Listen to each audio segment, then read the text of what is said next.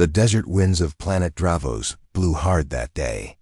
Red dust covered the sky, and the sun was a burning yellow eye watching everything. On the ground below, a military transport ship landed slowly, kicking up sand like a storm dot inside the ship. 10 Draxian soldiers stood in formation. Tall, muscular, and covered in thick black armor, they were known across the galaxy as cruel warriors. They feared nothing.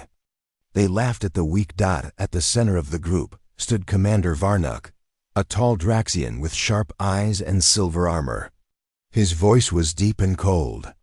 "Bring the human," he ordered. 2 soldiers moved quickly. Behind them, in the darkness of the holding chamber, came the sound of soft footsteps. Chains rattled.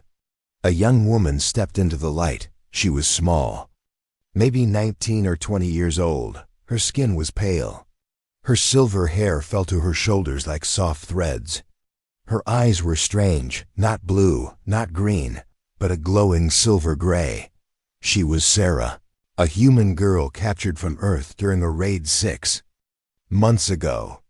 The soldiers pulled her forward roughly. "She looks like a child." One of them laughed.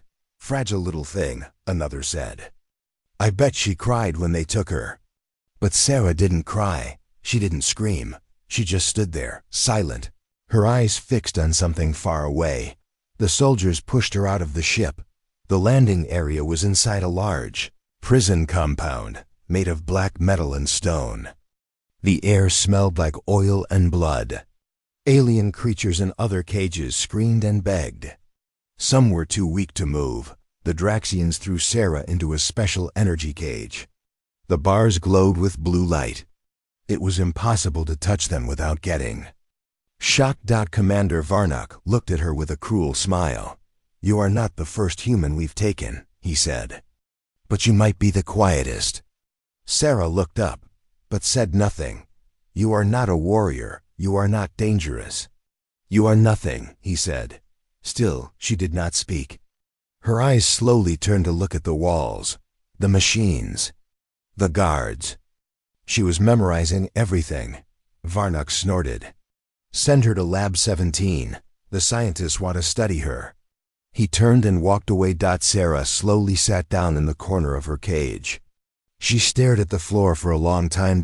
And then she smiled, just a little. Hours passed. A young soldier named Kel was watching the prisoner cells through the monitor room. He was new, only 21 cycles old, and nervous. He had never seen a human up close, especially not one like her. The cameras flickered as he tried to zoom in on Sarah. Then the screen went black. "What the?" Kel tapped the console. The camera feed returned. Sarah was now standing in her cage. She was looking directly at the camera, as if she knew he was watching. Kel jumped back in fear. He shook his head. "It's just a human. Don't be stupid." But the image in his head wouldn't leave. That night, strange things started to happen. One of the guards, Ratho, went to check on the prisoner. He never came back. They found his body the next morning. No blood, no wounds, but his eyes were open and empty. His mind was gone. The doctors couldn't explain it. Heart stopped. Brain completely inactive. They said Varnok was angry. "Do not blame the girl. This is a virus or a malfunction. Humans are weak." But then more systems began to fail. Lights flickered. Alarms rang for no reason. Doors opened and closed without command. And Sarah, she just sat in her cage, calm, quiet. Watching. 3 days later, she was moved. They took her to Lab 17, deep underground. The lab was full of machines that scanned and tested alien biology. The scientists were cold and curious. They placed Sarah on a glass table. They tied her arms and legs with metal straps. A bright light shined in her face. "We will begin analysis," said Dr. Zirin, a Draxian geneticist. He injected her with a glowing green liquid. Her body did not move. The screen showed strange results. "She is not normal," Zirin whispered. "Her DNA is changing. Adapting. What does it mean?" asked his assistant. Zirin frowned. It means she is becoming something else. Sarah opened her eyes and spoke. Just 2 words. It's starting. Then every machine in the room shut down. Blackout. When the lights returned. The scientists were unconscious on the floor. Only Sarah remained awake. The metal straps had melted. She stood in the center of the room, calm as ever. Security bots rushed in. They aimed lasers at her. But their systems glitched. Sparks flew from their eyes. They collapsed without firing a shot. Sarah turned slowly. She walked toward the door. But before she could leave, the emergency lockdown activated. A blast door shut. In front of her. Over the speaker, Varnuk's voice echoed. You think we fear you now, human. You are still weak. And we are still your masters. Sarah looked up at the camera above the door and smiled. No, she said softly. You are already too late. In the control room, chaos was growing. Kel stared at the monitors in shock. She's not even touching the machines. He shouted. But everything is responding to her, said another officer. She's connected somehow. Commander Varnuk slammed his fist on the table. Shut it all down. Seal the lab. Burn it if you must. Commander, she's just a girl. Kel started. Exactly, Varnuk roared. A girl is making a fool of our empire. Inside the lab, Sarah walked to a large control panel. Without touching anything, the lights turned green. The blast door opened slowly. She walked through. Every camera followed her. The lights on the ceiling flickered, like they were blinking, like they were alive, like they were watching her with respect. Later that night, Sarah was returned to her cage. No one spoke to her. No one came close. The Draxians were afraid now, but wouldn't say it out loud. One guard asked, What is she? Kel answered quietly, She's the future. Inside her cage, Sarah closed her eyes. She dreamed of Earth, of her family, of the experiments they did on her before the Draxians came. She remembered the pain, the loneliness, the secret mission. Earth gave her a mission she didn't fully understand until now. They called it the Starfire Protocol. Her body was built to carry something ancient, something powerful, not a weapon, not a virus, but a seed, a living force older than galaxies. Now it was waking up. Final scene. Sarah opened her eyes in the dark cage. She whispered something softly in a forgotten alien language. The lights across the prison flickered again. Far away, in the control room, all systems crashed at once. On the main screen, only one message appeared. Awakening begun. Kel stared at the screen. She's not weak, he said. Commander Varnuk growled. She's just a girl. No, Kel said. She's the storm that's coming. The prison base on planet Dravos did not sleep that night. Guards walked faster. Scientists whispered in corners. Commanders barked orders louder than usual, trying to sound in control. But inside, everyone felt the same thing. Fear. And at the center of it all was Sarah. The human girl who had done nothing, and yet everything. Inside her energy cage, Sarah sat still with her eyes closed. But her mind was wide awake. She could feel it now, the whispers. Soft voices in the metal walls, echoes in the air. Signals flowing through wires, electricity, and memory. Not human. Not Draxian, something else. Something. Older, and it was calling her. Across the prison, in the control room, Kel stared at the monitors. He hadn't slept. He couldn't.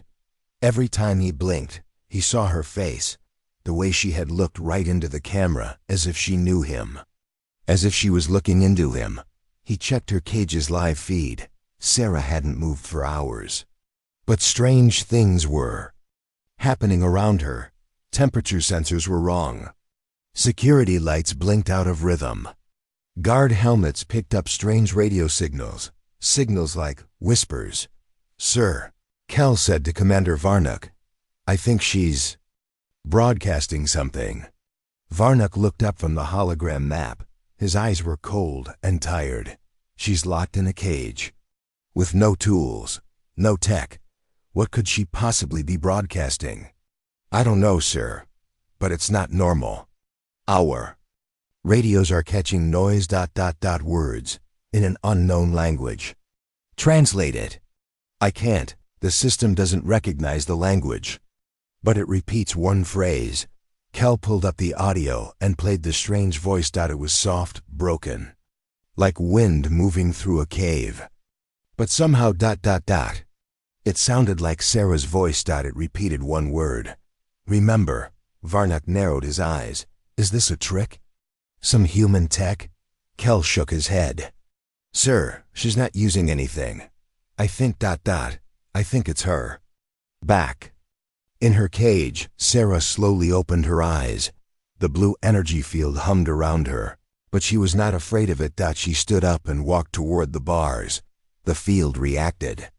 Lightning danced. She reached out, not to touch the energy, but to feel. The hum, the sound, the pulse. She closed her eyes. And the field flickered. Just for 1 second, but enough to be noticed. Meanwhile, deep inside the base, in a cold lab filled with machines, a new experiment was running. A Draxian science team had scanned Sarah's blood after the lab blackout. They wanted answers.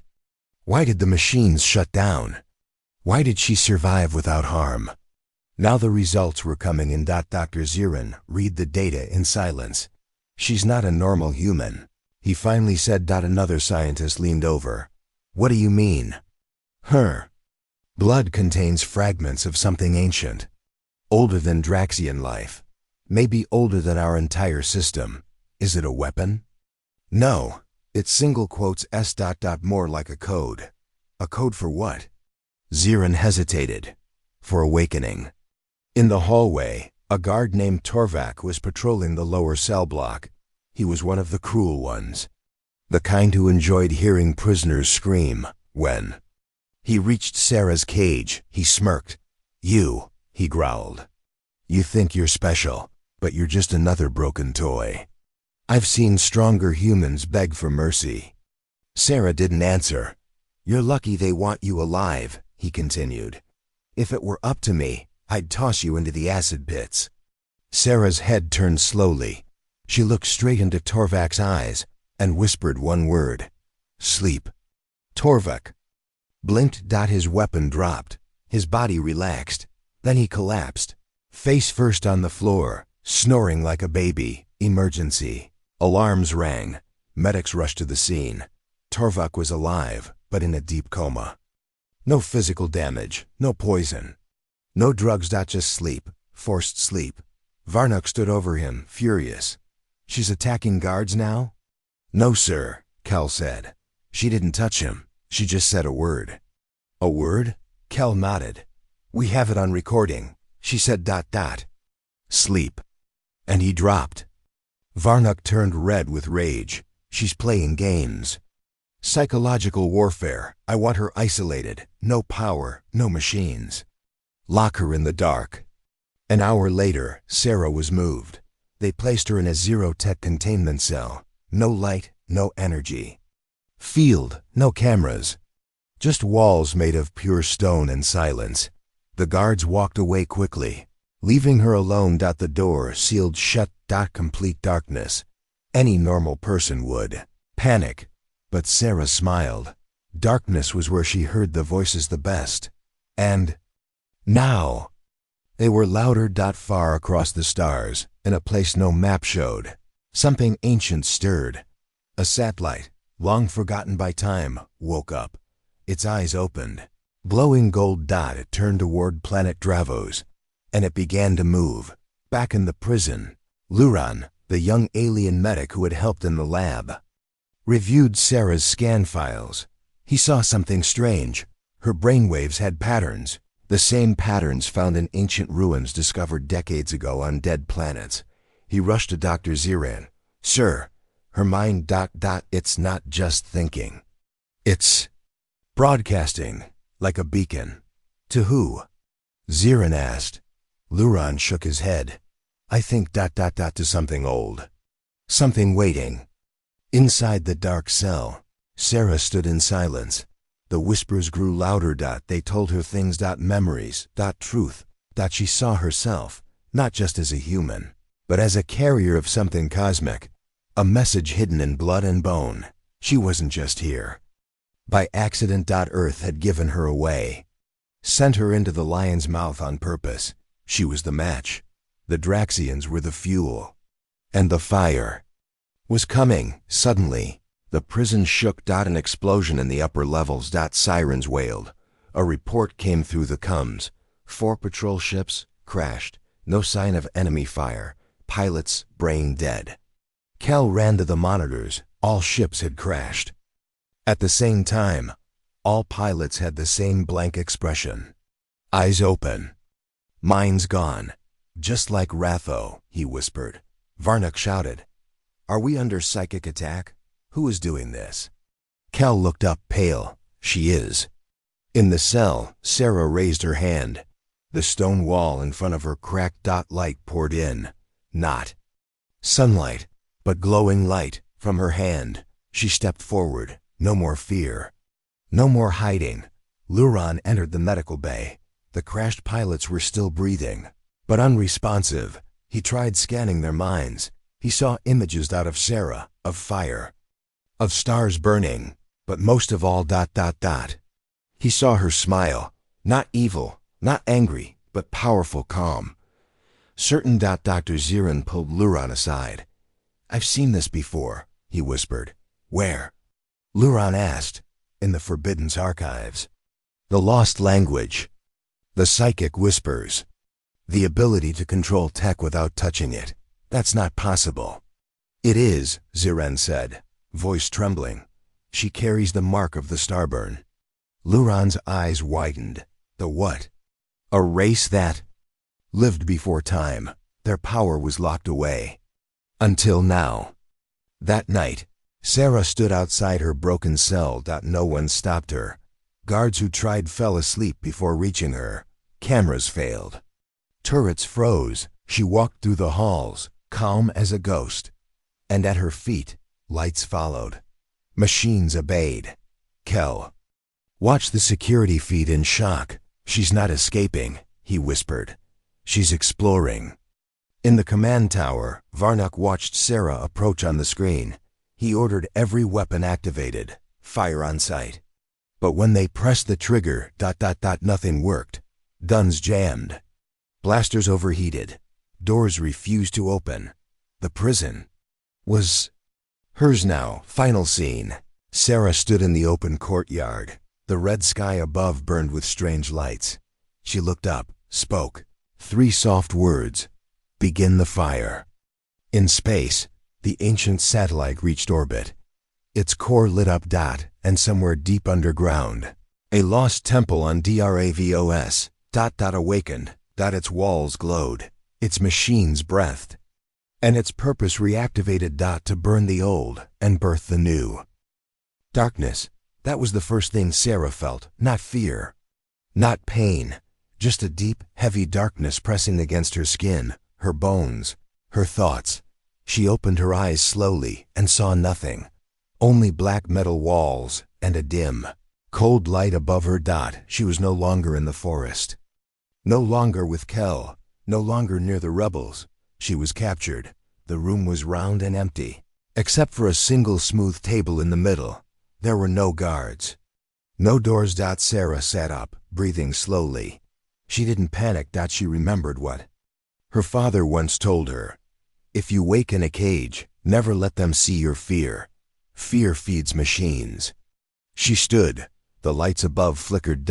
And then, without warning, a voice spoke. Sarah. Her name echoed across the room. It was not a man's voice. Not a woman's, just a perfect empty sound. Cold. Mechanical. You are awake. Sarah narrowed her eyes. Where am I? She asked. You are inside a keeper vessel. A research dome. Sector 19.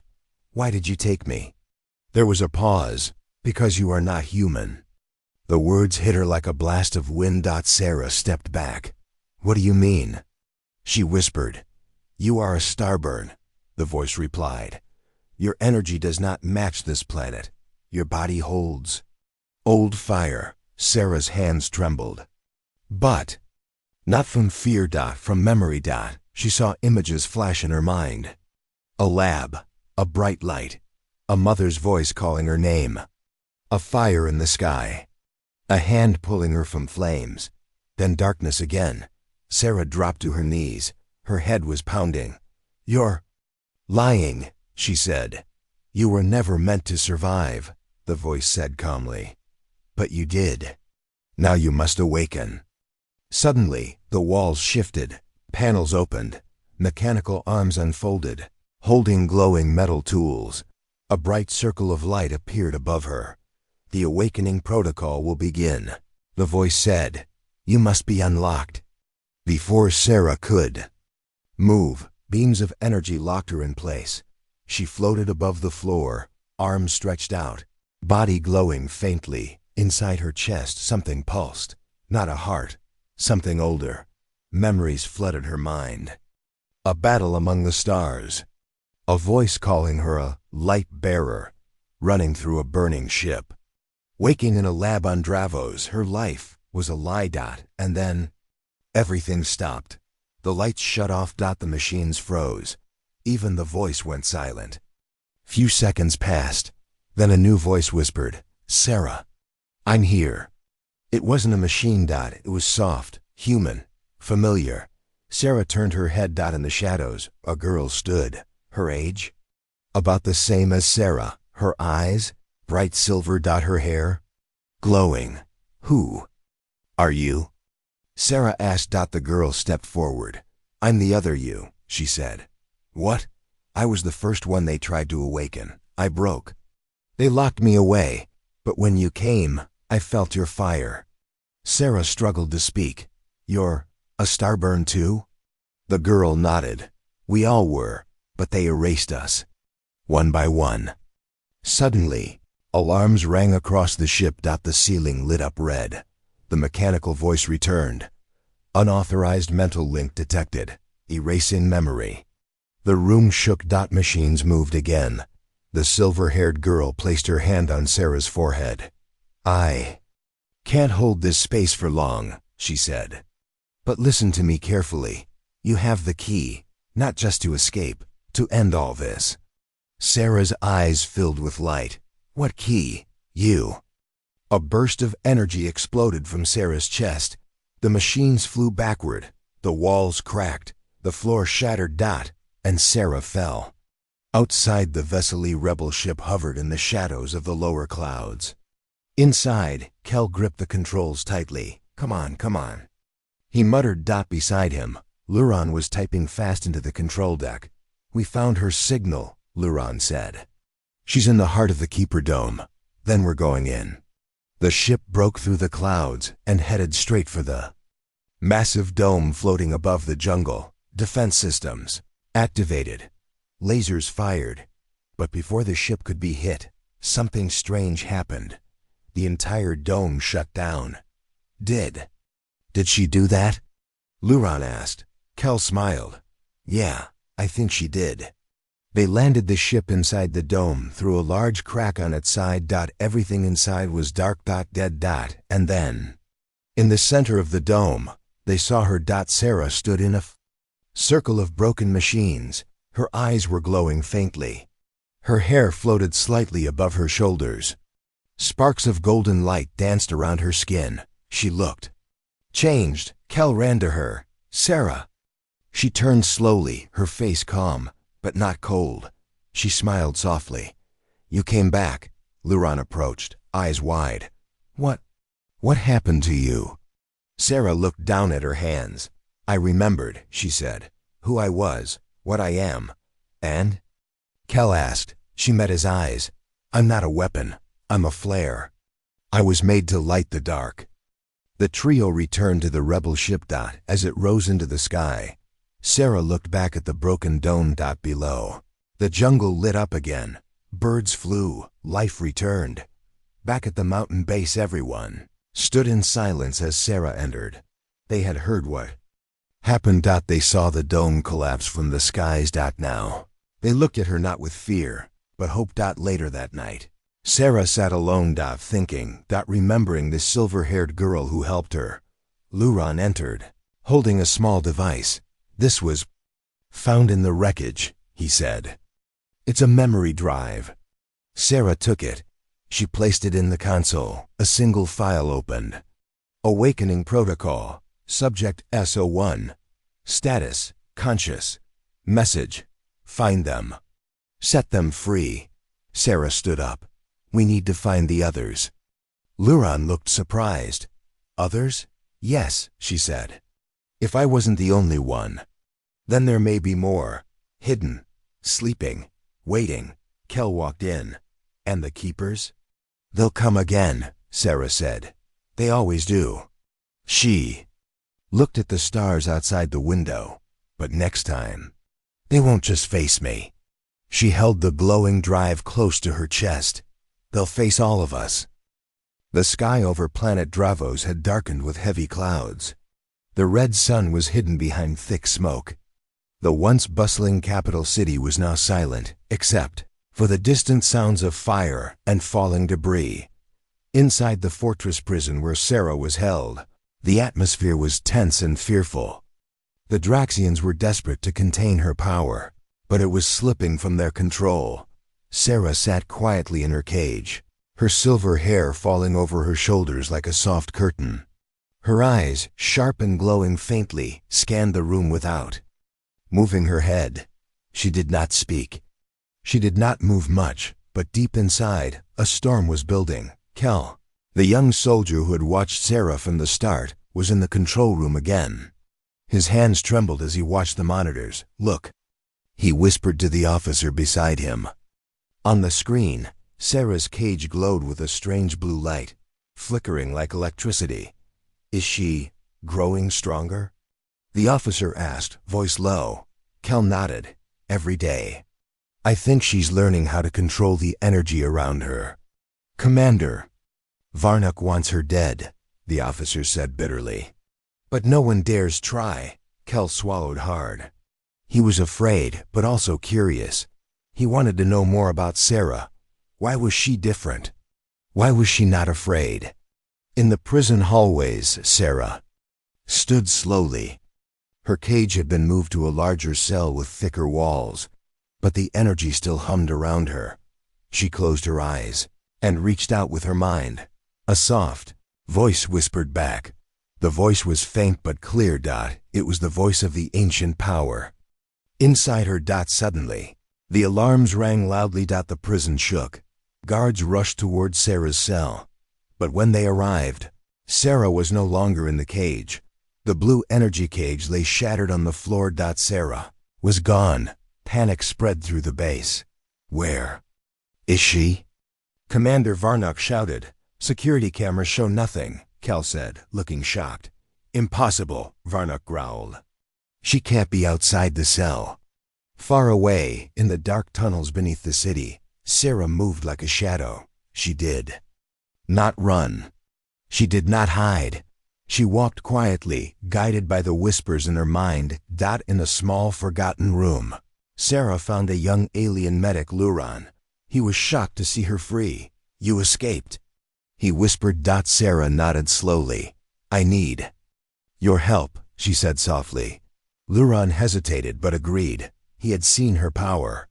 He had heard the stories, but he believed there was still good in her. Together, they moved through the tunnels. Outside, the city was in chaos. Fires burned in the streets. Ships crashed from the sky. The Draxians were losing control. Sarah and Luran reached a secret chamber deep underground. In the chamber were ancient machines and strange symbols glowing faintly. Sarah touched the machines with her hands. The symbols lit up. Deep hum filled the room. Suddenly, the chamber's floor opened. A spiral staircase led down into darkness. Sarah looked at Luran. We must go, she said. As they descended, the air grew colder. The walls were covered in old carvings, telling stories of a great power that once ruled. The stars, Sarah's eyes shone brighter. She understood now. At the bottom.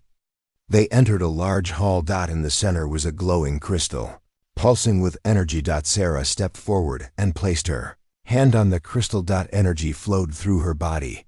She felt strength, power, rising inside her. Back in the city, Draxian soldiers prepared for battle. Varnak ordered all forces to capture Sarah alive. She is dangerous, he said, but we must study her power. But Sarah was no longer the weak girl in the cage. She was becoming something else. A silent rebellion was growing. As Sarah and Luran emerged from the tunnels, soldiers surrounded them. Sarah raised her hand. Without a word, a wave of energy burst from her palm. The soldiers froze. Their weapons dropped. They fell to the ground, unconscious. Luran watched in amazement. She is not just a fighter, he said. She controls minds without words. Sarah moved forward. She looked at the city burning around her. I will not stop, she said quietly. This planet must change. Kel watched the chaos unfold on the monitors. She's starting a revolution, he said, and we are powerless to stop it. As the fires spread across the city, Sarah led the way. The silent rebellion had begun. The sky over planet Dravos was no longer red. It had turned dark, filled with thick smoke and strange clouds. Above the planet, ancient machines had awakened, satellites that had been sleeping for thousands of years. Now they pointed down at the world like angry eyes. And in the center of this chaos stood Sarah. No longer a prisoner, no longer afraid, now a leader. After escaping the prison with Luran, Sarah had gone into hiding. Not to run, but to plan. They had found an old rebel base deep in the mountain caves far from the city. It had been abandoned for years. Dust covered the floors. Rusted weapons and broken machines were scattered everywhere. But Sarah saw something else. She saw hope. What is this place? Luran had asked. Not a place, Sarah replied. A beginning. She walked slowly through the broken halls, placing her hand on the walls. As soon as she touched them, lights flickered to life. Old systems rebooted. Screens turned on. The base was responding, not to her commands, but to her presence. It remembered her, or maybe it remembered what lived inside her. In the weeks that followed, Sarah began gathering others. Not with loud speeches, not with war cries, but with calm eyes and quiet strength. The first to join her were prisoners. They had escaped during the chaos. They had no homes, no weapons, and no future. But Sarah gave them something powerful. A reason to stand. The second were workers and miners. They had seen how the Draxians treated the weak. They had lost family to cruel commanders. When Sarah arrived, they felt a strange pull toward her, like she was meant to lead. And then came the young soldiers. Not all Draxians believed in the war. Some were tired of following orders that didn't make sense. Kel was one of them. He had watched Sarah through screens for so long. Now he stood in front of her, unsure. You want to destroy the city? He asked. No, Sarah said softly. I want to destroy the chains. Inside the mountain base, Sarah stood before a growing crowd. Humans, Draxians, other alien species, all looking at her, waiting. We are not weak, she said. We are not lost. They took our homes, our names, our freedom. But they forgot one thing. She raised her hand. A blue flame rose from her palm. They forgot what happens when silence ends. The crowd cheered, not loud, but real. It had begun. The silent rebellion now had a voice, and that voice burned like fire. Meanwhile, in the capital city, Commander Varnak was losing control. Reports flooded in, supply lines cut, outposts abandoned, soldiers disappearing. Someone was building an army in the mountains. Someone powerful. Someone they once thought was weak. Varnak called his officers. Crush them, he ordered.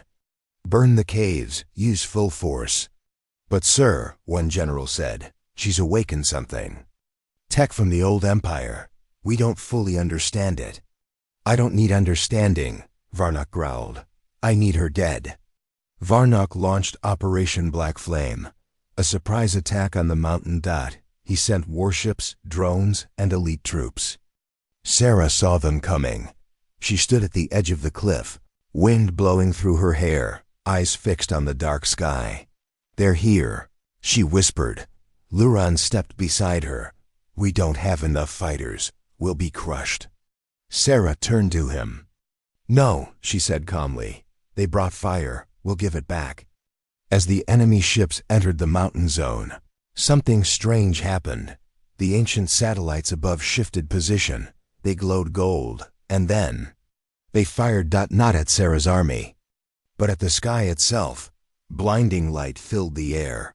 The enemy ships. Engines shut down. Weapons overheated.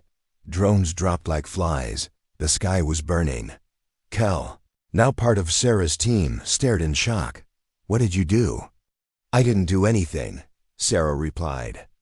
They answered, who? Kel asked. She looked up. The ones who made the stars. The battle began, but not like any normal war. Sarah didn't use normal weapons. She walked calmly through the fire, and machines bowed to her. Enemy soldiers tried to shoot. Their guns jammed. Drones tried to strike. They turned and flew away. One by one, fear spread among the attackers. They weren't fighting a girl anymore. They were fighting something they didn't understand. Inside his warship, Varnock watched the battle turn into a disaster. How is she doing this? He shouted. Her presence is corrupting our systems, the engineer said. Then stop her. Use the main cannon. Varnock's ship fired a direct blast at the mountain entrance. Rocks exploded. Dust rose.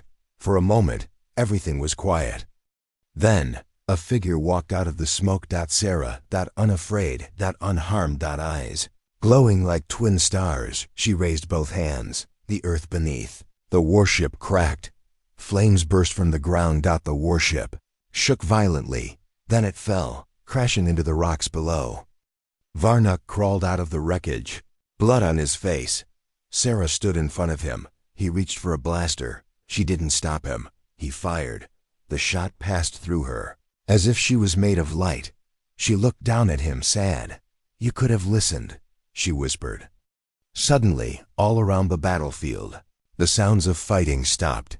Enemy soldiers dropped their weapons, one by one. They knelt. Not from fear, but from something deeper, something they felt. Sarah was not just a leader. She was the key. A signal flashed across the sky. Every ship, satellite, and old tech system lit up with the same symbol, a glowing circle with a star inside it. Luran gasped. That's the mark of the starburn. Sarah nodded. I didn't come here to destroy a planet. I came to wake it up. Later that night, the mountain was quiet again. The rebellion had won, not with blood, but with unity. Kel looked at Sarah as she stood at the cliff again. Why me? He asked. Why did you let me follow you? Sarah smiled gently. Because you listened. Most people don't. She looked up at the stars. This isn't the end, she said. It's the beginning of something bigger. A fire that will spread across galaxies. And far above, in the dark space beyond the stars, more ancient ships began to awaken. They had heard her voice, and they were coming. The fires of war had gone out, but the air on Dravos still felt heavy. The skies were quiet, but deep above the clouds. Something was listening. Sarah stood alone on the mountain ledge. Behind her, the rebel base buzzed with voices, rebuilding, healing, but her eyes were fixed on the stars. She felt a presence in the distance, a whisper from beyond. Luran approached her quietly. They're calling you, aren't they? He asked. Sarah nodded slowly. Yes, something has awakened. Far away, something old, something that remembers me. 3 days later, the people of Dravos were rebuilding their cities. Draxians and rebels now worked side by side. There were no longer two sides in this war. Sarah had brought them together. Kel was in the city square, helping fix an old transmitter tower. He still couldn't believe how things had changed so fast. She burned the sky, a boy whispered near him. She didn't burn it, Kel corrected. She set it free.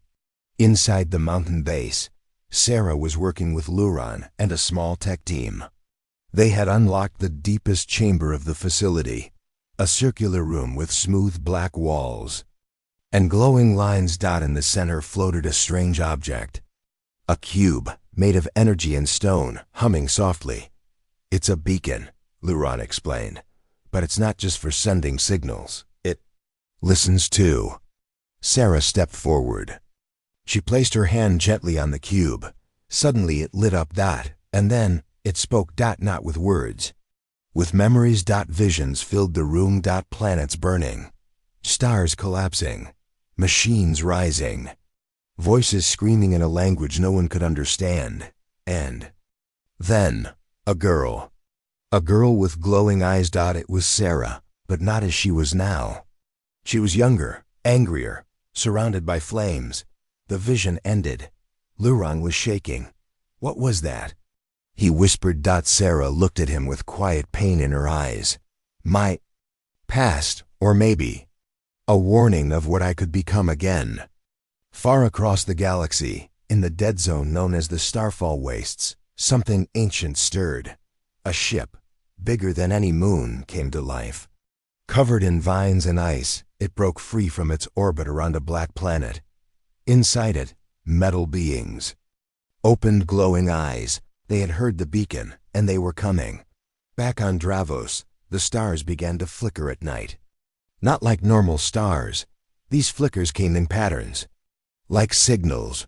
Luron decoded the patterns for hours before realizing they're speaking in the same code as the beacon. Who are they? Kel asked. Not sure, Luron said, worried. But they know Sarah is alive, and they're scared of her. That night, Sarah had a dream. She was floating through space, alone, cold. Then a voice called her name. Starburn. It was not a friendly voice. It sounded ancient, broken, but powerful. You carry the flame, it said. You lit the sky. Now face what you woke. She gasped and woke up, heart pounding. The beacon beside her pulsed with the same blue light. They were getting closer. 2 days later, a strange storm appeared over the western sea, not made of water, but of sound. Screeching pulses rang through. The clouds, shaking mountains. Ships sent to investigate disappeared. Something's entered our system, Luron said. It's not a ship, Kel added. It's a warning. Sarah called a meeting in the command chamber. The leaders of every region attended, Draxians, humans, others. They're coming, Sarah said. Who? A general asked. The Keepers of the Void, she replied. They were the first to rise after the fall of the Starburn. You mean like you? Someone asked nervously. Sarah looked at them with steady eyes. Yes, they were once like me, but they chose fear. They became machines, and now they want to destroy anything that remembers light. There was silence in the room. Then Kel stepped forward. Then we fight. Together. Sarah smiled slightly. Yes, but this will be more than war. This will be a test of who we are. Later that evening, Sarah and Luron stood beside the beacon. We can't win with fire alone, Luron said. I know, Sarah replied. But fire isn't what we use, not this time. She closed her eyes. And for the first time, she reached out, not to attack, but to speak. Far away, across galaxies, a voice echoed in the void. A soft voice, a human voice. You don't have to destroy everything. For a moment, the void paused. Something remembered. Then came the reply. Your light brings ruin. Where you walk, worlds burn. We bring silence. Sarah's eyes opened. They fear what they once were, she said. They fear feeling again. The next day, a massive shadow appeared in Dravos's orbit. It wasn't a ship. It was something else. A vessel city. Old as time, covered in scars, filled with machines who had erased their names. The keepers had arrived. Every screen on Dravos went black. Then a single message appeared: surrender the flame, or we erase your world. Sarah didn't answer immediately. She stepped outside, into the wind, looking at the stars. Then she whispered, come and try. The final phase began. Sarah and her team activated every ancient defense system on the planet. Towers that had slept for centuries now glowed with light. Satellites in the sky turned like sentinels. The people of Dravos, once enemies, now stood shoulder to shoulder. No one would run. They had seen what Sarah stood for, and they believed. The stars turned red as the first wave of Keeper drones dropped into the atmosphere like falling knives. They didn't make a sound, but Sarah was ready. She rose into the sky on a platform of energy, glowing like a second sun. As the drones surrounded her, she whispered, you want silence? She raised both hands. Then listen to this. She released a pulse of pure light, not to destroy, but to remind. The machines paused midair. A few fell, some turned away, others shattered from the inside. The light wasn't just energy. It was truth. Memories. A voice from the past. The girl they once knew, the one they left behind when they chose metal over hearts. But the Keepers wouldn't stop. Their leader, a being made of steel and flame, descended next. It had no face, only a mouth. You should not exist, it growled. Sarah didn't move. But I do. The final battle would come soon. But this time, it wasn't just weapons. It was about identity. Choice. The fire had burned through the sky. Now it would burn through the past. And in that fire, the truth would be reborn. The skies above Dravos were full of light, and war. Silver machines danced through the clouds like ghosts. The air hummed with energy. From space, it looked like the planet was on fire again. But this time, it wasn't burning in fear. It was burning in resistance. And at the center of it all stood Sarah. Her eyes were locked on the largest Keeper ship in orbit, the Command Core, a city-sized machine that had no windows, no lights, and no signs of life. Just silence, dead silence. On the ground, the people were doing everything they could. Kel led small squads to disable enemy drones. Luron worked with engineers to repair the old planetary shields. And the civilians? They cooked, they cleaned, they treated the wounded. Everyone was part of this war. Because this wasn't just Sarah's fight anymore. It was everyone's. Sarah stood in a circle of glowing stone. Deep inside the mountain base, the beacon pulsed. Gently beside her, she reached out with her mind. The same way she had before. But this time, she didn't send a message. She sent herself. Her energy, her memory, her heart, and something answered. Not from Dravos. Not from the Keepers. But from within the Command Core. A flash filled her eyes. Suddenly, she was not in the base anymore. She was in a metal chamber, floating, surrounded by giant black machines. Their voices echoed inside her mind. You are not one of us. The voices said. I was, Sarah answered. Before you lost yourselves. One machine stepped forward. Its arms were long. Its chest held a glowing orb, like a dying sun. It was the Prime Keeper. You carry the last flame, it said. That light must die. Why are you afraid of light? Sarah asked calmly. Because light remembers, the Prime replied. We cannot allow memory. Sarah looked at the machines around her. She saw flickers in their shells, quick flashes of something buried deep. Emotion, pain, regret. You weren't always like this, she whispered. You were people once. You had names, faces, families. No more, the Prime Keeper said. Only silence now. But I still remember you, Sarah said. Suddenly, the metal room shook. Alarms began to sound. She was being pushed out, thrown from the connection. But before she left, she whispered one last thing. I'm coming. She opened her eyes back. In the base, breathing hard. Sweat on her face. They're hiding something, she said. What did you see? Luran asked. Pain, she answered, and something else. Something alive inside that ship. Sarah walked to the center console and placed her hand on it. A map of the keeper ship appeared, glowing red. There, she pointed, the core. That's where we end this, she said that the plan was risky. Too risky. They would need to get a ship close enough to board the command core, fight their way inside, find the central heart, and try to reach what was left of the keeper's memory. Suicide mission, Kel muttered. No, Sarah said. It's a rescue within hours. They launched. Sarah, Luran, Kel, and 2 rebel soldiers boarded an old stealth craft from the mountain base. It was silent, fast, and barely held together. But it would do. As they rose through the clouds, the stars came into view. So did the ship, huge, cold, waiting, inside. The command core no alarms went off as they entered. It was like the ship was already expecting them. Sarah led the way. Long metal halls stretched out in every direction. Lights blinked slowly.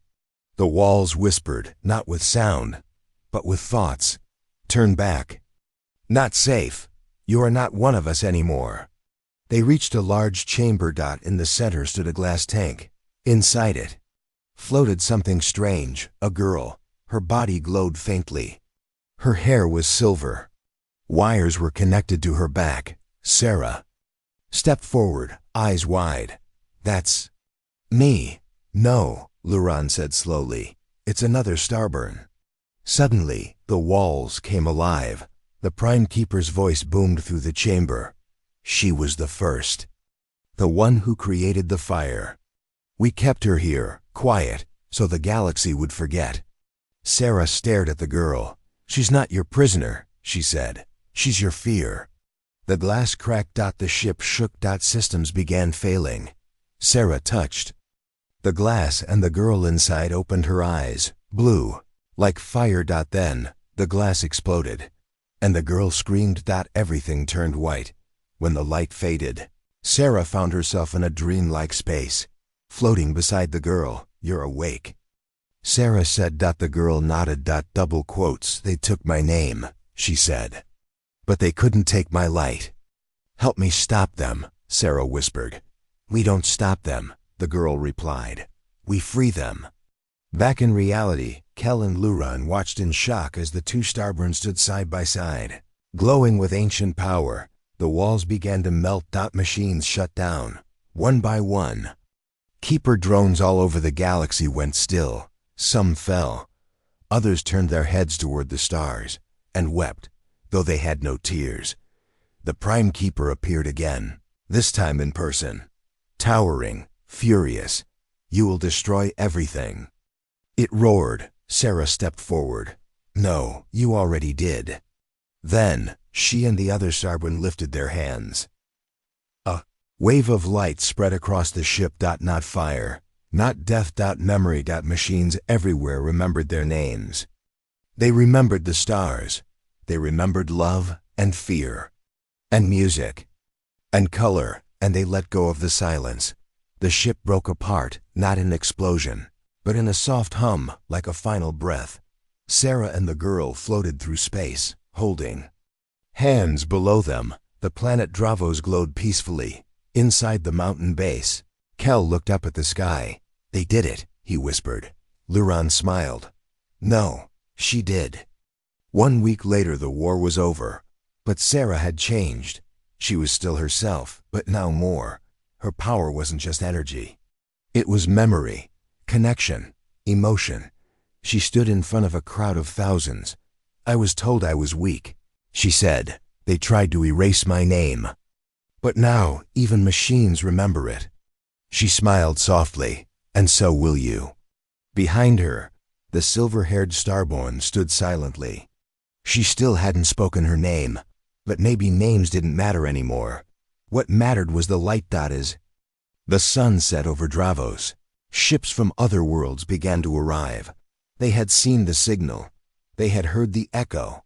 And they came, not with weapons, but with hope. The sky over Dravos was clear. No warships, no fire, No machine screaming in silence. Just peace. But peace didn't mean stillness. People moved, worked, laughed. The planet was alive again. In the capital city of Virion, the statue of a nameless soldier was taken down. In its place, they raised a new one, a tall figure with a flame in her hand. Not a sword, not a weapon, just a light. Sarah watched from a balcony above the square. Luran stood beside her. Kel leaned against the wall, arms crossed, smiling. "She doesn't look like me," Sarah said softly, looking at the statue. "She doesn't have to," Luran replied. "She looks like hope." Behind them, the other Starborn, the silver-haired girl once trapped inside the Keeper's ship, sat quietly in a chair. She hadn't spoken much since the final battle, but Sarah could feel it. She was healing. Slowly. That evening, Sarah spoke to the people. Not just on Dravos, but across the galaxy. All the systems that once ignored Dravos were now watching, because something impossible had happened. A girl they called weak had faced the machines of the void and made them remember what it meant to feel. Her speech was simple, but powerful. "They tried to erase my name. They thought if they burned my world, I would vanish. But names are not made of stone or sound. Names live in hearts. And now, I live in yours." 3 days later, in a quiet valley outside the city, Sarah visited a place very few knew about.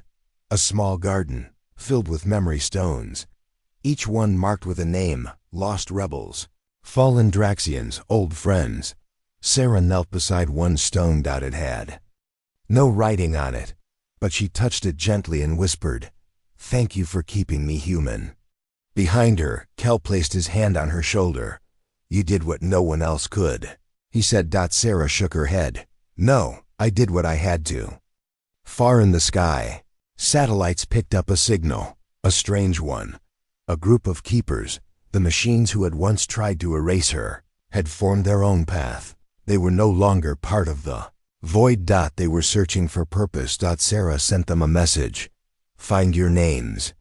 And when you do, come home."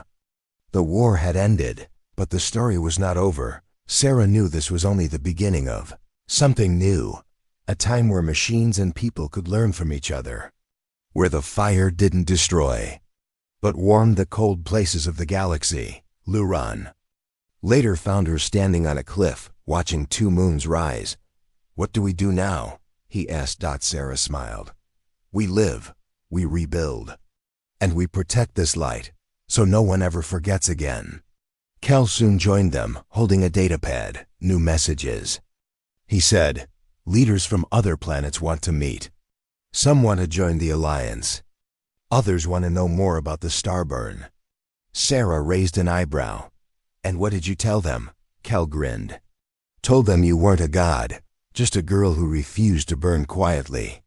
They laughed. The sound of it felt like music against the stars. Elsewhere, deep in the old wreckage of the destroyed Keeper's ship, something flickered. Not evil, not dangerous. Just a pulse, a rhythm, the last echo of the Prime Keeper's voice, and inside it, a child's voice replied, "Who am I?" The future was not perfect. It never would be, but it belonged to those who remembered. To those who rebuilt from ashes. And most of all, to those who refused to forget their names. Years later, children in Dravos schools would study the day that sky turned to fire. They'd speak of the girl with the flame in her hands. Some would call her a hero, others a symbol. But the truth was simpler. She was a girl who remembered who she was, even when no one else did. And that made all the difference. At the edge of the known galaxy, where starlight was thin and silence was thick, a message still travels, endlessly. It says only one thing: they thought she was weak. She made their planet burn, and from the ashes came light. The end.